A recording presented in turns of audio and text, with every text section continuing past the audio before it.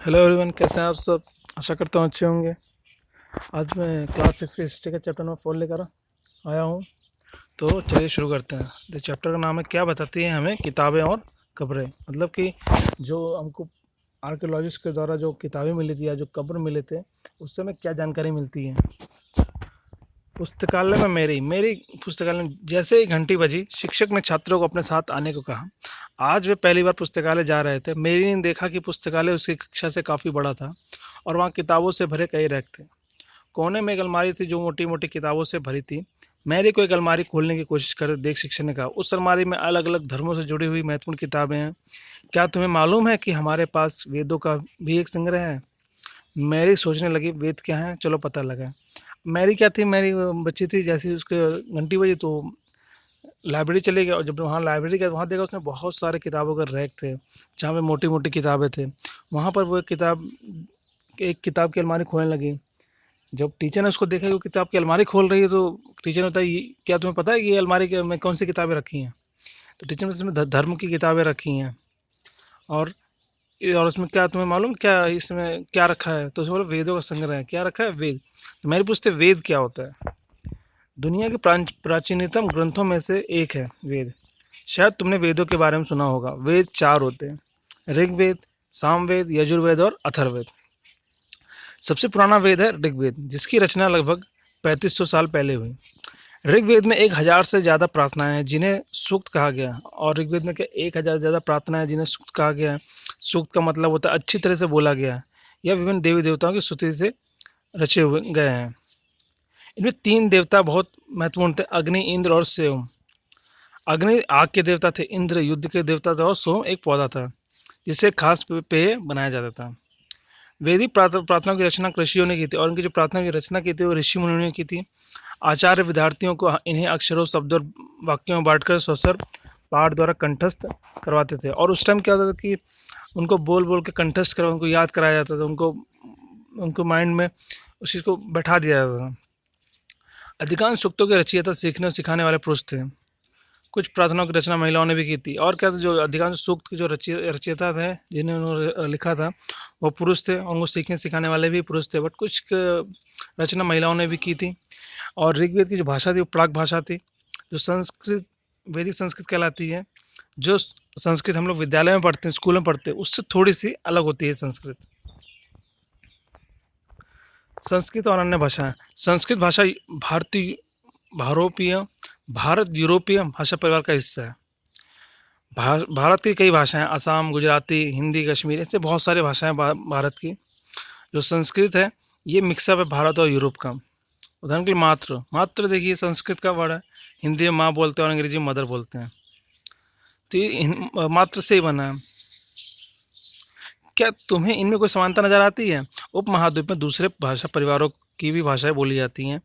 उदाहरण के लिए पूर्वोत्तर प्रदेशों में तिब्बत बर्मा परिवार की भाषाएं बोली जाती हैं। तमिल, तेलुगु, कन्नड़, मलयालम, द्रविड़ भाषा परिवार की भाषाएं हैं। जबकि झारखंड, मध्य प्रदेश के कई हिस्सों में बोली जाने वाली भाषा एस्ट्रो एशियाटिक परिवार से जुड़ी हैं। हम जिन किताबों को पढ़ते हैं वे लिखी और छपी गई हैं। ऋग्वेद का उच्चारण किया जाता था और श्रवण किया जाता था, ना कि पढ़न।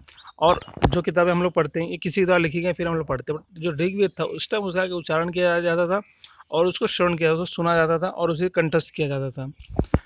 और क्योंकि उस टाइम जो ऋषि मुनि होते थे वो अपने शिष्यों को कंठस्थ करवाते थे, हर चीज़ को याद करवाते थे। रचना के कई सदियों बाद इसे पहली बार लिखा गया और इसे लिखा गया लगभग 200 साल पहले इसको लिखा गया।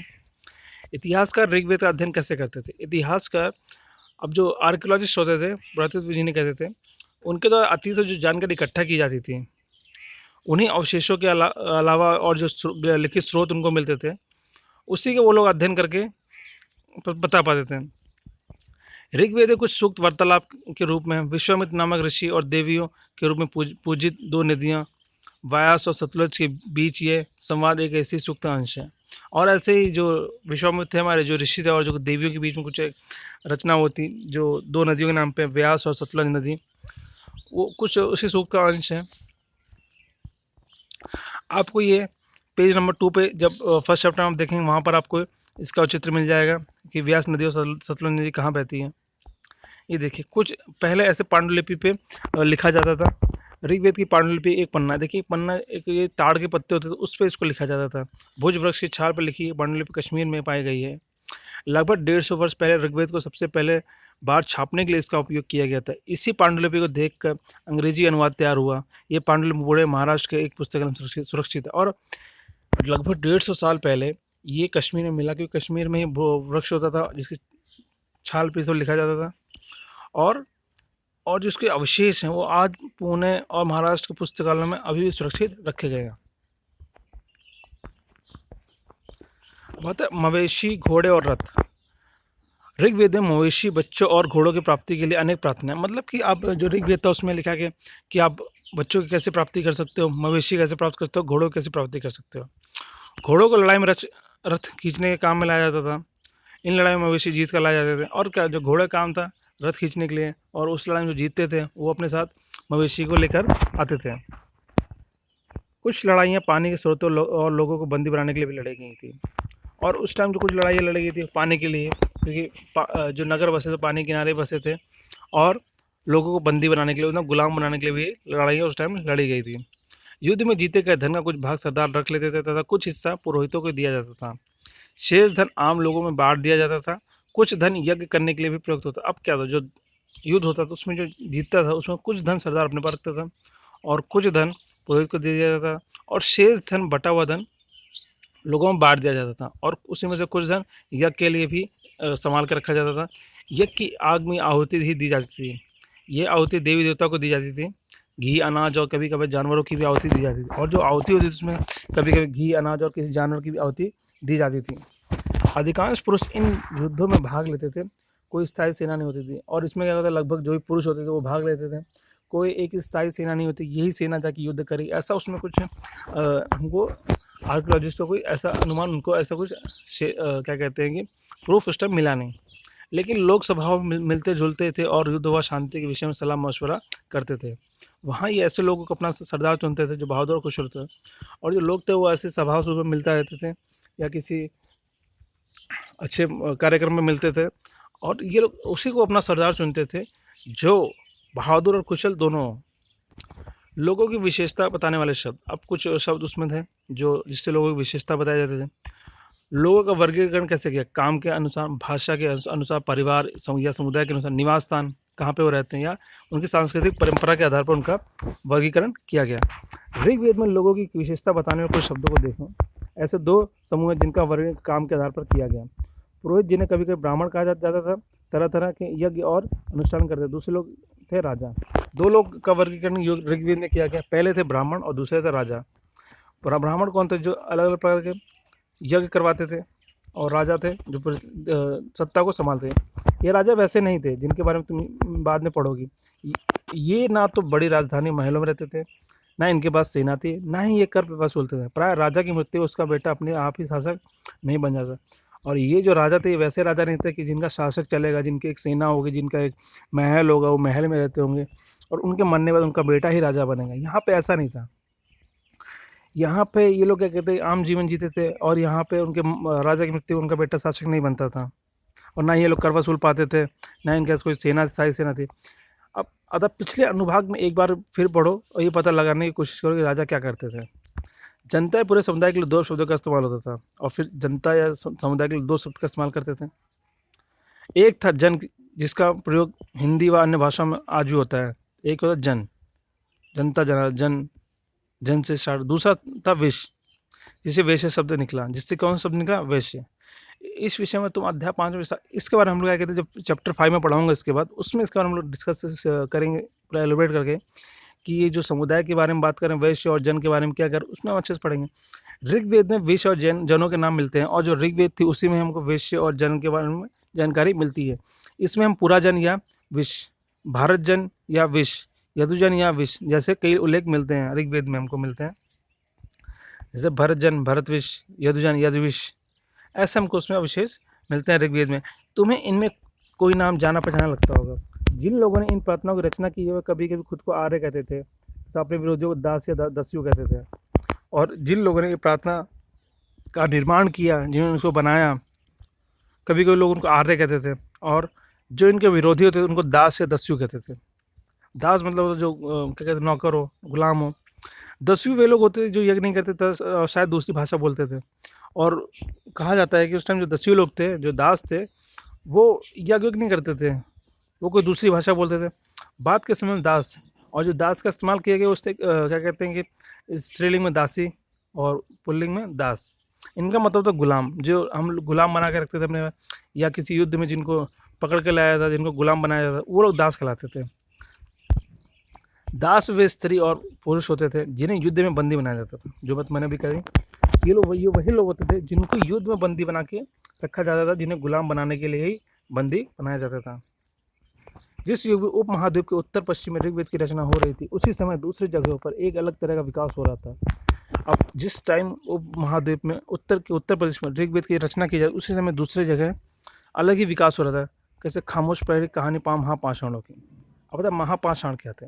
ये शिलाखंड महापाषाण महापाषाण का मतलब होता है पत्थरों का काल, जहाँ पत्थर से ही औजार बनाए जाते थे, पत्थर का उपयोग ज़्यादा किया जाता था। अब महापाषाण का, महा का मतलब बड़ा, पाषाण का मतलब पत्थर, मतलब बड़े बड़े पत्थर का जहाँ पे इस्तेमाल किया जाता था, उन्हीं से औजार बनाए जाते थे और उन्हीं से ही बहुत सारी चीज़ें बनाई जाती।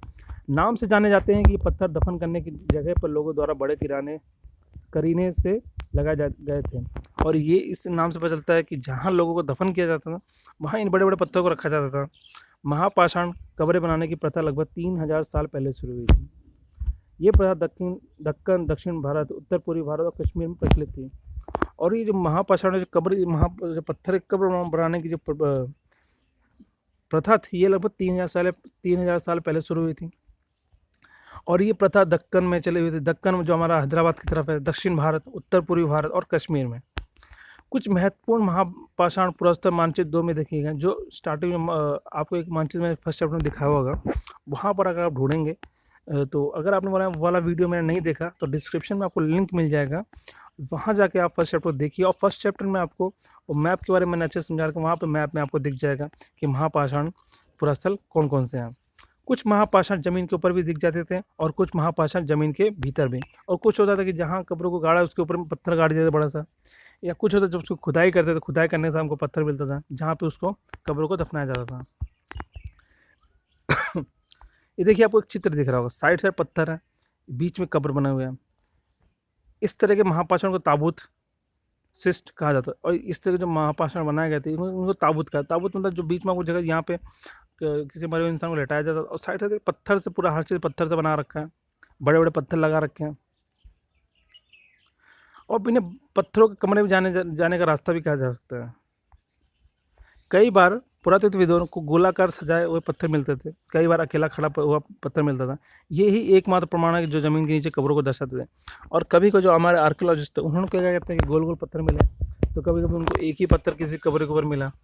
तो यही एक प्रमाण मिलता है कि जिससे हमें पता चलता है कि जो कब्र थे उनके नीचे पत्थर का इस्तेमाल किया जाता है उनको दफनाने के लिए। महापाषाणों के निर्माण के लिए लोगों को कई तरह के काम करने पड़ते थे। हमने जो कार्य की सूची बनाई है उनमें क्रमबद्ध करो, गड्ढे खोदना, शिलाखंडों को ढोकर लाना, बड़े पत्थरों को तराशना और मरे हुए को दफनाना। देखिए ये कुछ काम होते हैं, इनको क्रमबद्ध करिए आप लोग। सबसे पहले लोग क्या करते हैं, गड्ढा खनते हैं, फिर शिलाखंडों को ढेर कर लाना, जो पत्थर उनको इकट्ठा करना, बड़े पत्थरों को तराशते हैं हम लोग उसको, फिर मरे हुए दफनाने के बाद उसको हम उन पत्थरों से ढक दिया जाता था। इन सब कब्रों में कुछ समानता है, सामान्यतः मुझको खास किस्म की मिट्टी के बर्तन के साथ दफनाया जाता था। जो समानता क्या थी, इस समय जब इनको दफनाया जाता था, इनके साथ एक खास किस्म की मिट्टी इस्तेमाल की जाती थी। और सारी मिट्टी नहीं डाली जाती थी, एक खास किस्म की मिट्टी होती थी जो होती थी काले लाल मिट्टी के बर्तन। कौन सी मिट्टी? काले लाल मिट्टी के बने हुए बर्तन को ही इनके साथ दफनाया जाता था। Black and red where.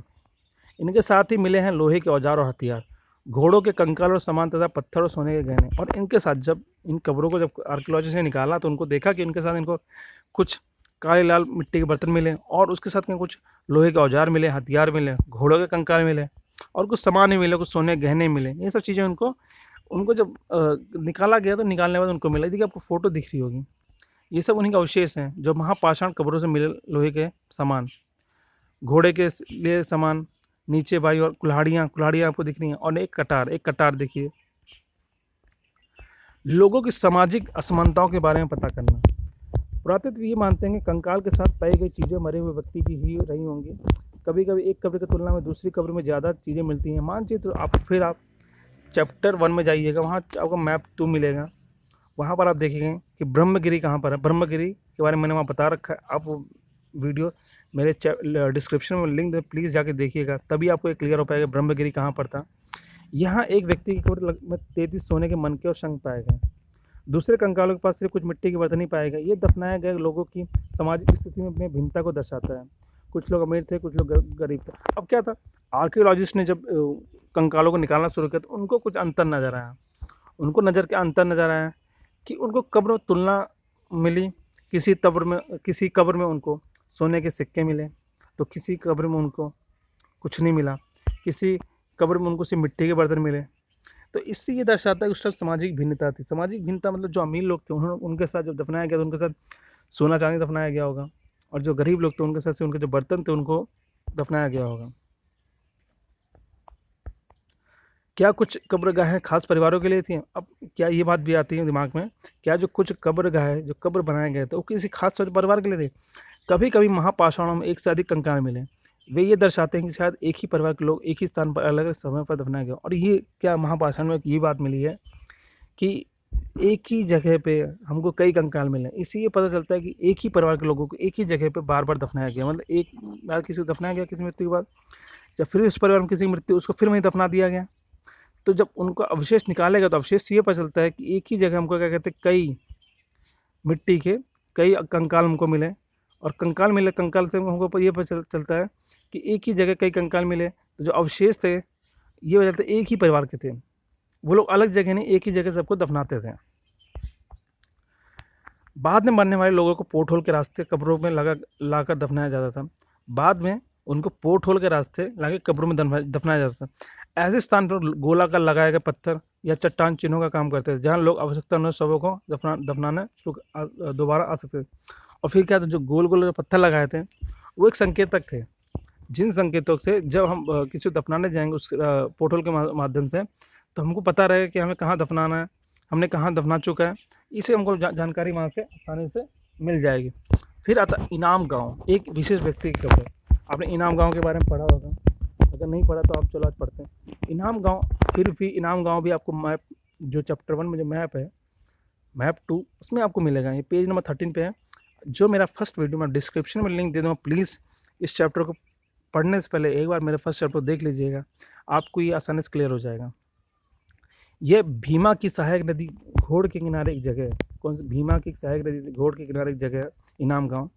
इस जगह पर 3600 से 2700 साल पहले लोग रहते थे, और लोग यहाँ कब रहते? 3600 से 2700 साल पहले लोग यहाँ पे रहते थे। यहाँ वयस्क लोग को प्राय गड्ढे में सीधा लेटा कर दफनाया जाता था, और यहाँ जो वयस्क लोग थे उनको सीधा गड्ढे में लेटा के दफना दिया जाता था। उनका सिर उत्तर की ओर होता था, और कई बार उन्हें घर के अंदर ही दफनाया जाता, और कभी कभी होता था कि उनको अपने घर के अंदर बीच में दफना दिया जाता था। ऐसे बर्तन जिन्हें शायद खाना पानी हो, दफनाए गए सबके पास रख दिया जाता। और क्या होता, जिन बर्तन में खाना पानी होता उसको उनके साथ ही दफना दिया जाता कि जिससे जो खाने पीने की दिक्कत ना हो। उस टाइम लोग जो मानते थे वो ऐसा कुछ था। एक आदमी को 5 कमरों वाले मकान के आंगन में 4 पैरों वाले मिट्टी के एक बड़े सा संदूक में दफनाया गया था।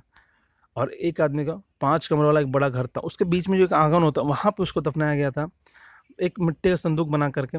बस्ती के बीच में बसा था वो गांव। यह घर गांव के सबसे बड़े घरों में एक था। इस घर में एक अनाज का गोदाम भी था, शव के पूरे मुड़े हुए थे। और क्या था, जब इसके अवशेष निकाला गया, ये जो गांव घर था ये पूरे गांव के सबसे बीचों बीच में था। इस घर में हमको अनाज के गोदाम भी मिले, जो उसके अवशेष मिले कि इस गाँव में इस घर में एक अनाज का गोदाम भी था, और उसके पाँव उल्टे थे। इनाम गांव के लोगों के काम, अब जो इनाम गांव था, ये गांव था, यहाँ के लोगों के काम क्या था, वो लोग क्या काम करते थे, क्या कैसे अपना उनका जीवन चलता था। इनाम गांव में पुरातत्वविदों को गेहूँ, चावल, दाल, बाजरा, मटर और तिल के बीज मिले। और जो आर्कियोलॉजिस्ट थे उनको इनाम गांव से कुछ अवशेष मिले, किसके? गेहूँ के, जौ के, चावल के, दाल के, बाजरा के और मटर, ऐसे कुछ उनको बीजों के अवशेष मिले। और कुछ जानवरों की हड्डियाँ मिली, कई हड्डियों के कटे के निशान मिले कि इससे ये पता चलता है लोग उसे क्या कहते हैं, खाते होंगे, काट के खाते होंगे। गाय, बैल, भैंस, बकरी, भेड़, कुत्ता, घोड़ा, गधा, सुअर, सांबर, चितकबरा, हिरण, कृष्णमृग, ग्रहा, नेवला, चिड़िया, घड़ियाल, कछुआ, केकड़ा और मछली की हड्डियाँ भी पाई गई उस टाइम हमको। ऐसे साक्ष्य मिलेंगे बैर, आंवला, जामुन, खजूर का कई तरह के रस भरे एक। और ये भी साक्ष्य मिलेंगे उस टाइम वो जो पेड़ थे वो बैर के थे, आंवला के थे, जामुन, खजूर, इन सब पेड़ थे, क्योंकि इनके कुछ चीज़ें भी हमको वहाँ से आर्कियोलॉजिस्ट को मिली। इस प्रमाण के आधार पर इनाम गाँव के लोग कुछ काम धंधे एक सूची बनाओ। अब देखिए सूची प्रमाण पत्र आप जब पढ़ेंगे तो आपको मिलेगा कि सूची क्या है।